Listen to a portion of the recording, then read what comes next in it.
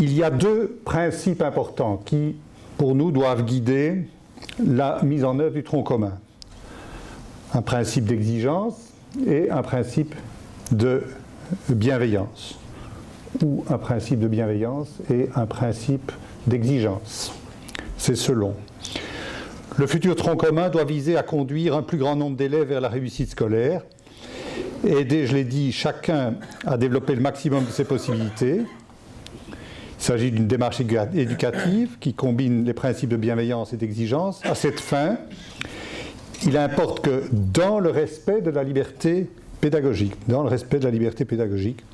les équipes éducatives puissent déterminer elles-mêmes, au niveau local, au niveau de l'établissement, les dispositifs de remédiation, de consolidation et de dépassement qui leur semblent les plus appropriés en raison des réalités et des publics qui sont les leurs.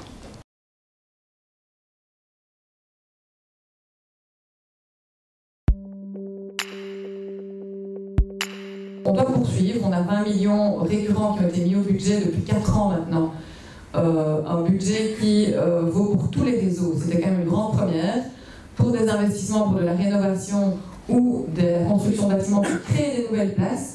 On sait que les parents sont en attente de places de qualité qui répondent à leurs demandes. On doit à tout prix poursuivre ça aussi. C'est vrai qu'il y a quelques éléments dans le PAC, mais que c'est peut-être un débat qu'on n'a pas remis sur la table. Donc moi, je le remets avec le débat pénurie en les intégrant dans la législature prochaine. C'est compliqué à la fois de vous dire oui, on va continuer parce que nous ne voulons pas de ce point, et donc ça serait malhonnête de vous dire l'inverse, mais d'un autre côté, ça ne serait pas correct, ni intelligent, ni pertinent sur le plan politique de dire on va tout jeter parce qu'il y a un travail important qui a été fait, dont une partie des résultats sont intéressants et que nous souhaitons exploiter. C'est oui, résolument, avec quelques, sans doute, améliorations dans la consultation. Si on y arrive par rapport à la gratuité, on a déjà commencé, mais il faut voir comment budgétairement on pourra continuer. Et puis l'autre grand chantier, ce sera, comme vous l'avez dit, c'est de préparer l'après-tronc commun. D'accord pour le oui. 5 petites réflexions. 1. Il faudra une réflexion sur les statuts. Une harmonisation des 3 statuts. Celui de la fédération date de 69, celui de l'officiel subventionné et du libre subventionné sont un peu plus approchants. Harmonisation des statuts. 2. Portabilité de l'ancienneté statutaire des enseignants. C'est quelque chose qui tient à cœur de notre formation. Je pense que ce sur quoi on doit consacrer l'énergie, ce sur quoi on devra consacrer l'énergie la législature prochaine, c'est là-dessus.